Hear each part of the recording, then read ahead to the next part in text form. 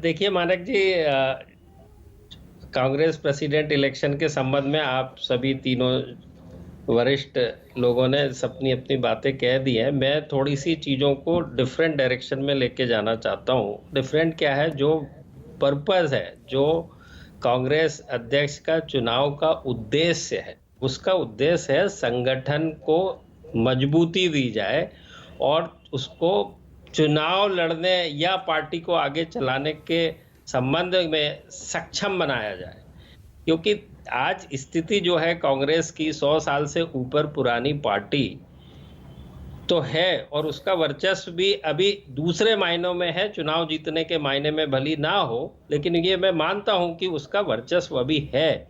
लेकिन उसके साथ साथ हकीकत यह है कि इमारत इतनी पुरानी हो चुकी है कि उसकी हालत जो है वो जर्जर हो चुकी, उसके जो पिलर है, स्तंभ है, वो काफी कमजोर हो चुके। मैं चुनाव जिताने के संदर्भ में बात कर रहा हूं, मैं और किसी अन्यथा से ना लें उस चीज को।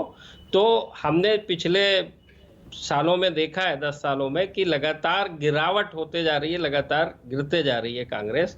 तो आज जो जरूरी चीज है वो संगठन को इतना मजबूत बनाया जाए कि आगे आने वाले समय में वो खड़ा होके लड़ पाने में सक्षम हो। चुनाव जीते, वही मकसद तो वही होता है, चुनाव जिताना। हाँ, वही मैं कह रहा हूं। हाँ। तो आज की डेट में यदि जो सामने नजर आ रहा है, गहलोत साहब जैसे जीतते हुए आप लोगों ने बताया उसके कारणों के साथ, तो मुझे नहीं लगता है कि यदि ये स्थिति होती है कि गहलोत साहब अध्यक्ष बनते हैं, तो मुझे नहीं लगता है इसमें कोई परिवर्तन आया। तो मैं कहता हूं कि नाम का चुनाव है या काम का चुनाव, या इससे क्या आपके उद्देश्य की पूर्ति हो रही है। जो मुझे लगता है आज की डेट में कांग्रेस को टोटल रीबिल्डिंग की जरूरत। जैसे बोलते हैं ना, इमारत को प्लॉट तो वही रहेगा, कांग्रेस तो कांग्रेस है, लेकिन आज कांग्रेस की जो सबसे बड़ी जरूरत है वो रीबिल्डिंग की है, कंप्लीट रीस्ट्रक्चर की है। तो उस रीस्ट्रक्चर, जैसे बोलते हैं ना, सारे घर के बदल डालिए, रीबिल्डिंग कीजिए, डेमोलिश कर दीजिए आज का जो चीज है, तो उसमें कोई नयापन, नई ऊर्जा और नई सोच आने की उम्मीद होगी। तो उसके चलते मुझे तो कम से कम, यदि ऐसी स्थिति आई कि गहलोत साहब अध्यक्ष बनते हैं, जो कि आप लोगों ने बताया अभी कि उनका बयान भी आया कि मैं उसमें रहे, फिर वही वाली बात हो गई कि स्वयं का हित या पार्टी का हित और फिर उसके आगे देश का हित। नहीं प्रदीप जी, लेकिन आपको भी पता है बीजेपी की राजनीति में, या नरेंद्र मोदी, अमित शाह, बीजेपी के सारे बड़े नेताओं के निशाने पर गांधी परिवार रहता है।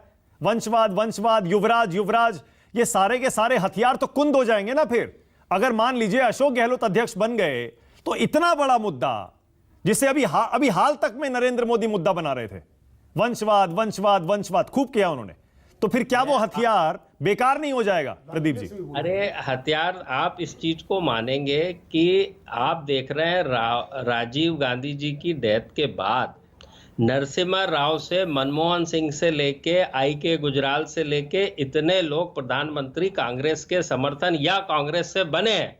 तो गांधी तो कहीं पर वैसे भी नहीं थे, लेकिन जो पार्टी का संचालन है, जो निर्णय लेने की क्षमता है, वो एक जगह निहित है। वो कल भी थी और आज भी यदि वो रहती है, तो फिर परिवर्तन कहां हुआ? मतलब अशोक गहलोत आपको लगता है रिमोट कंट्रोल से चलेंगे, सिर्फ चेहरा है, आप यही से इशारा कर रहे हैं?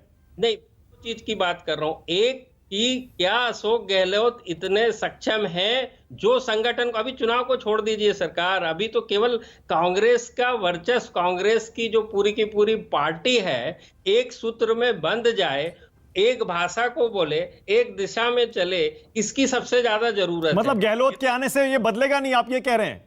मैं बिल्कुल ये कह रहा हूं कि गहलोत साहब यदि अध्यक्ष बनते हैं, तो मुझे ऐसा नहीं लगता कि कोई ऐसा परिवर्तन आएगा जिससे आप कहें कि नई ऊर्जा आ गई, नई चीज आ गई और कोई नवीनता आ गई है। ओके। जो कि एक चुनाव में जीतना तो छोड़िए, टक्कर देने में भी सक्षम है। ठीक है। यदि ऐसा होता है तो मुझे ये नहीं लगता। मैंने जैसे बताया, कांग्रेस को आज रीबिल्डिंग की जरूरत है। इमारत बहुत पुरानी हो गई, जर्जर हो गई है, इसमें कहीं कोई शक नहीं है और कांग्रेसी खुद भी मानते हैं। लेकिन मैं यही कह रहा हूं कि जो आपका इलेक्शन है वो नाम का इलेक्शन है या काम का इलेक्शन? ये ओके, ऑल राइट, समझ गया मैं। ओके।